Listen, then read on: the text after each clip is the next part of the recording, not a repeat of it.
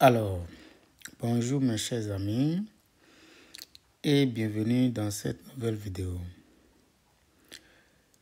Nous avons reçu un sujet très intéressant de la part d'un de nos amis. C'est un sujet où il y a beaucoup d'hypothèses, un peu trop par rapport au sujet que nous avons l'habitude de traiter ici. Et donc, c'est un sujet qui fait un peu réfléchir. Et donc, on va voir comment nous pouvons l'aborder. Ici, nous avons A qui est un entier naturel, d'accord, quelconque. Donc, première hypothèse, nous avons A qui est un entier naturel, B aussi un entier naturel mais supérieur ou égal à 3. Après ça, nous avons A et B qui sont premiers entre eux. Ça veut dire que le PGCD, donc comme notation, c'est également une notation de A et B, est égal à 1. Nous avons B qui est un nombre premier. Donc ça, d'accord, nous avons la deuxième hypothèse. La troisième chose, nous avons B qui divise A exposant 2 puissance n plus 1. Vous voyez, c'est ça que je disais, il y a beaucoup d'hypothèses. Mais c'est vraiment intéressant parce que ça fait réfléchir. Hein? Donc, la dernière chose, nous avons D qui est le plus petit entier vérifiant. Donc, D est le plus petit. Hein? Le plus petit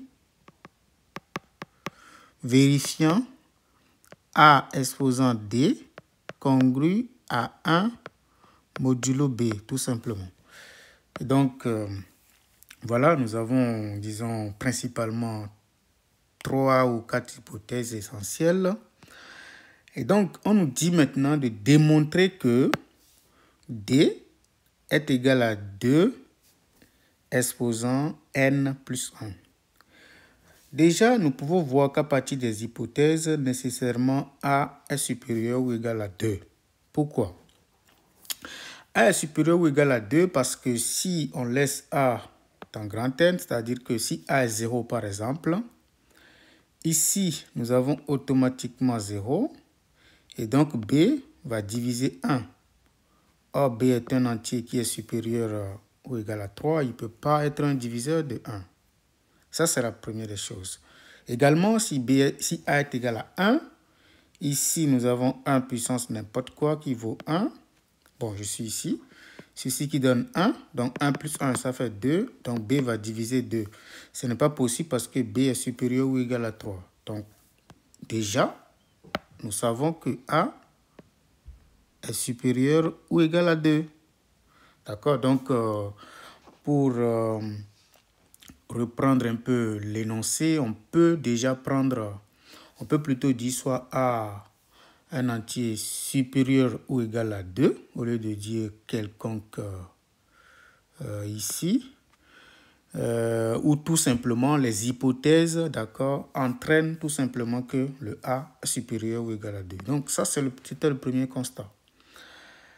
Et maintenant, comme il y a beaucoup d'hypothèses, et pour qu'on comprenne correctement ce que je vais faire, je vais essayer de donner les étapes de ma démonstration pour que ce soit beaucoup plus simple.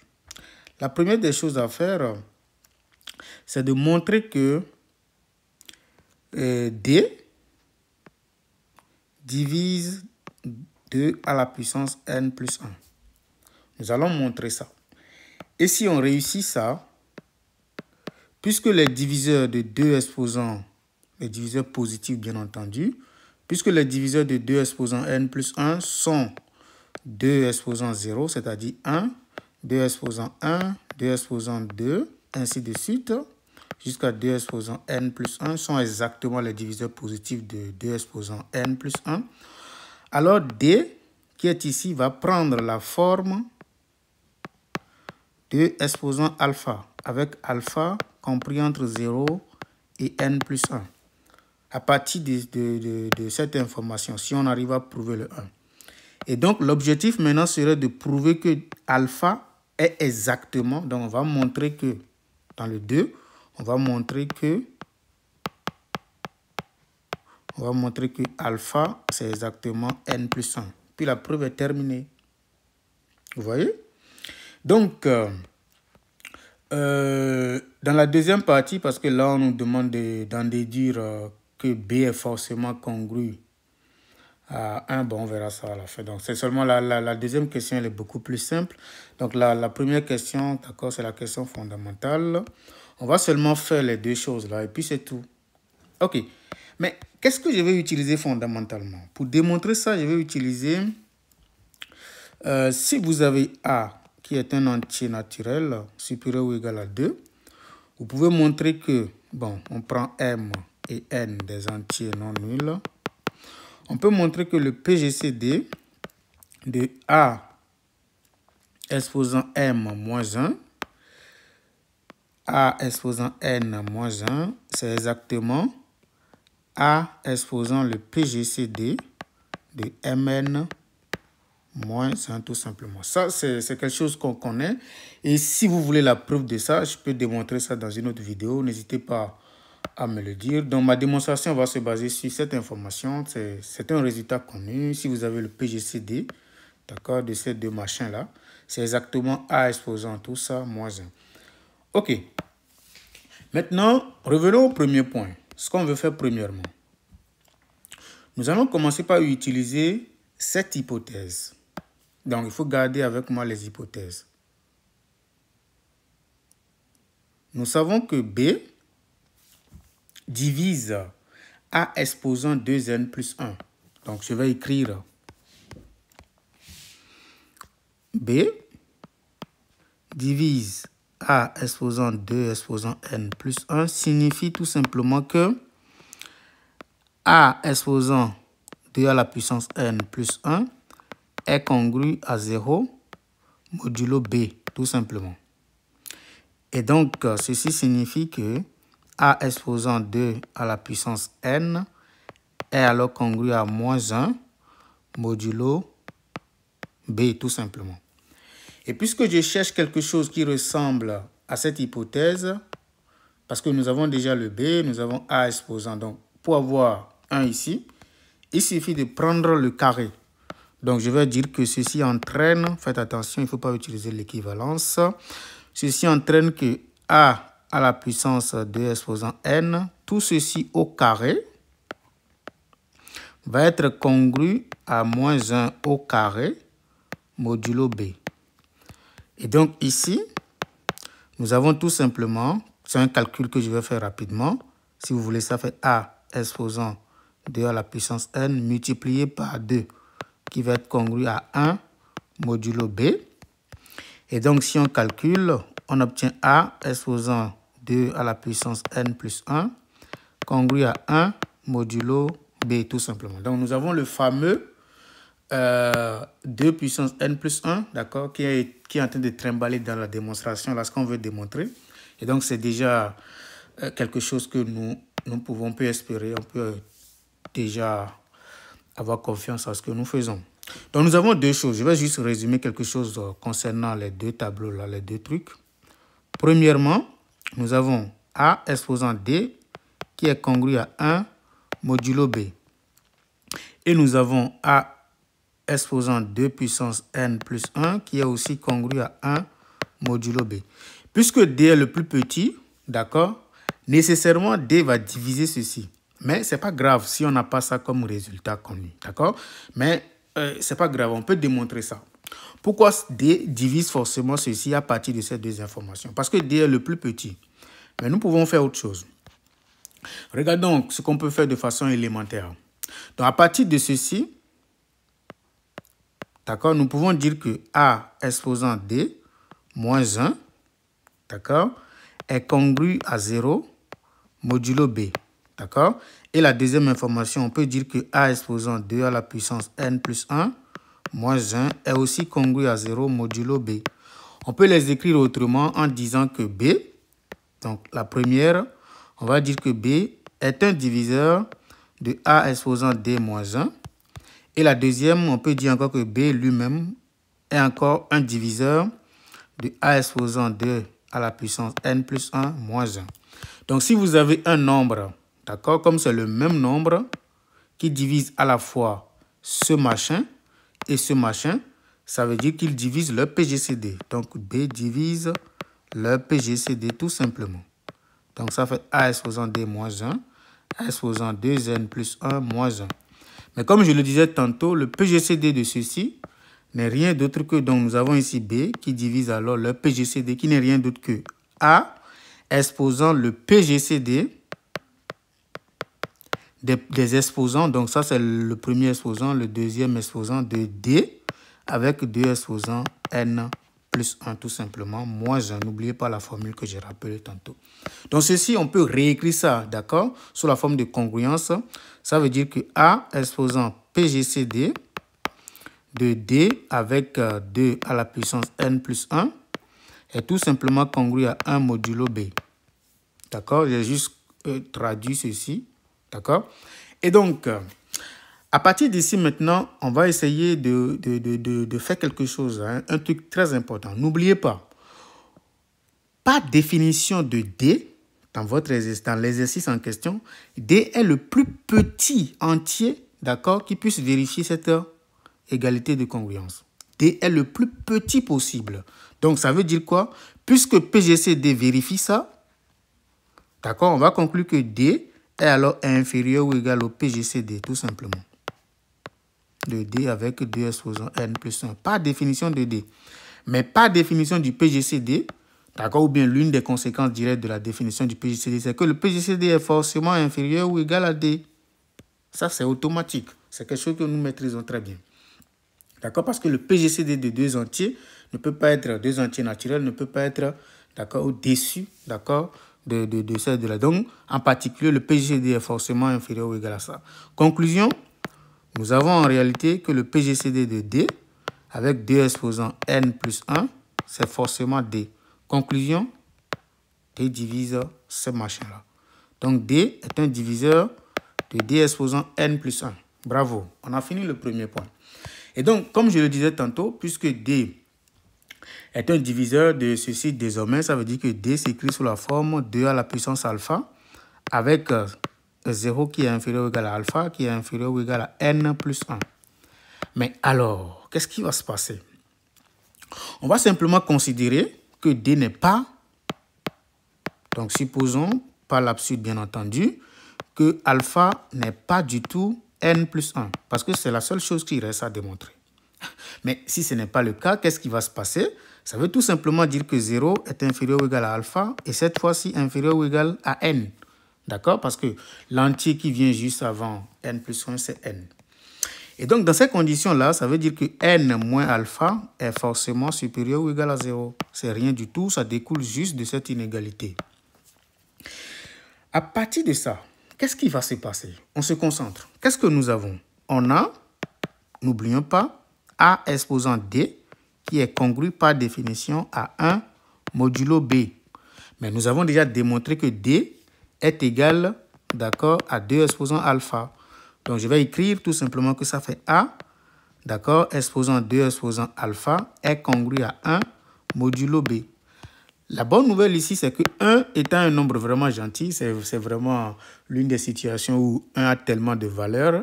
On peut prendre, d'accord, n'importe quel exposant de 1, ça ne va pas changer. Ça veut dire quoi? Puisque je cherche à construire une contradiction, d'accord, si j'obtiens par exemple n ici, par définition, vous allez voir que tout ceci va être congru toujours à 1. Bon, essayons de voir quelque chose. Je mets ici 1, d'accord? Si je prends les carrés, qu'est-ce que j'obtiens? J'obtiens alors A exposant 2 exposant alpha, tout ceci au carré, va être congru à 1, toujours modulo B. C'est-à-dire que j'obtiens A exposant 2 à la puissance alpha plus 1, parce que je vais calculer juste ça, c'est juste un calcul, ça va être congru à 1 modulo B. Ça, c'est lorsque je prends le carré une première fois, d'accord? Prenons le carré une deuxième fois. Quand je prends le carré une deuxième fois, qu'est-ce que j'obtiens? J'obtiens a à la puissance alpha plus 1, le tout au carré, toujours congru à 1 modulo b. D'accord? Et donc, si je fais ça, qu'est-ce qui va se passer exactement? Je calcule, ça va faire exactement a à la puissance 2, exposant alpha plus 2. D'accord? Parce que je vais juste calculer, d'accord? Vous multipliez et puis vous avez exactement ça. Qui est congru encore à 1 modulo b. D'accord?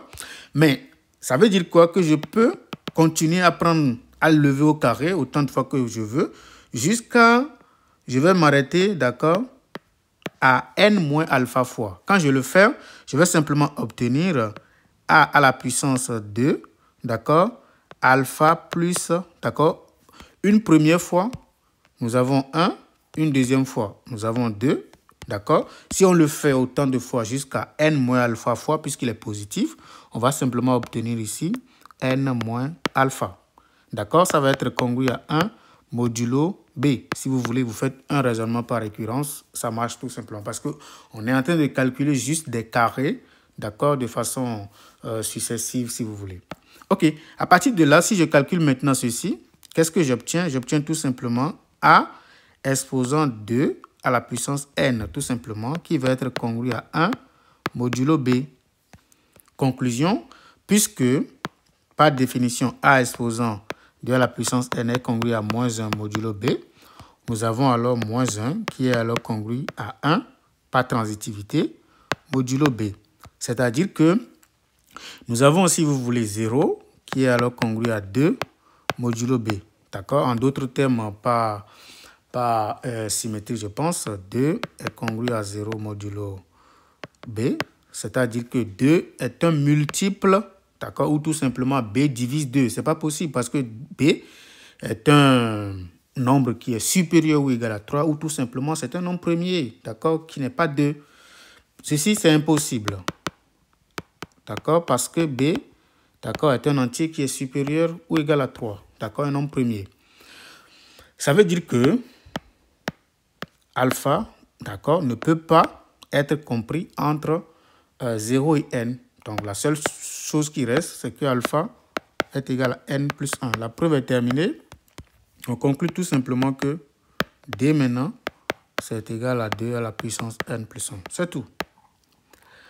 Donc, la deuxième question maintenant, on nous dit de déduire que nécessairement b est congru à 1 modulo 2 à la puissance n plus 1. Waouh, magnifique. Qu'est-ce qui va se passer? C'est facile parce que nous savons désormais que, par hypothèse, que A et B sont premiers entre eux. Ça, c'est ce que nous savons au tout début. D'après le petit théorème de Fermat, on va conclure tout simplement que A à la puissance B moins 1 est congru à 1 modulo B. Parce que B lui-même est un nombre premier, d'accord? Et A et B sont premiers entre eux.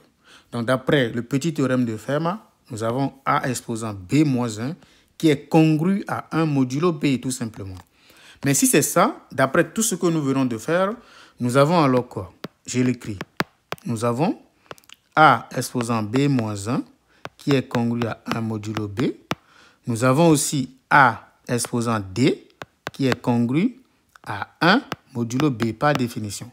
Or, nous avons prouvé que à chaque fois que nous avons ces deux relations, nécessairement D est un diviseur de B moins 1. On l'a déjà démontré. D'accord? Ça marche tout le temps. D'accord? Mais à partir de ça, c'est fini. Parce que D, ce n'est rien d'autre que 2 à la puissance n plus 1 qui va alors diviser B moins 1. D'accord? C'est-à-dire que, puisque ça divise B moins 1, ça veut dire juste que B moins 1 est un multiple de tout ça. En d'autres termes, B moins 1 est congru à 0 modulo 2 à la puissance n plus 1. Conclusion, B est congru à 1 modulo 2 exposant n plus 1. Voilà, c'est la fin de cette vidéo. N'hésitez pas à nous dire en commentaire, d'accord, tout ce que vous voulez comme commentaire. Comme ça, on verra s'il y a d'autres vidéos pour éclaircir le premier point sur lequel je me suis basé pour faire la vidéo. Surtout, je parle de ce point-là, le PGCD, si ce n'est pas très clair, de A exposant M moins 1 A exposant N-1 qui est égal à A exposant PGCD de Mn-1. Donc, c'est un résultat trivial à démontrer. D'accord? Donc, je me suis basé essentiellement sur ça parce que je n'ai pas envie de faire la démonstration à l'intérieur de cet exercice. D'accord? Et donc, n'hésitez pas à nous dire s'il y a des points d'ombre, tout ce qu'il faut améliorer. Je serai prêt à répondre.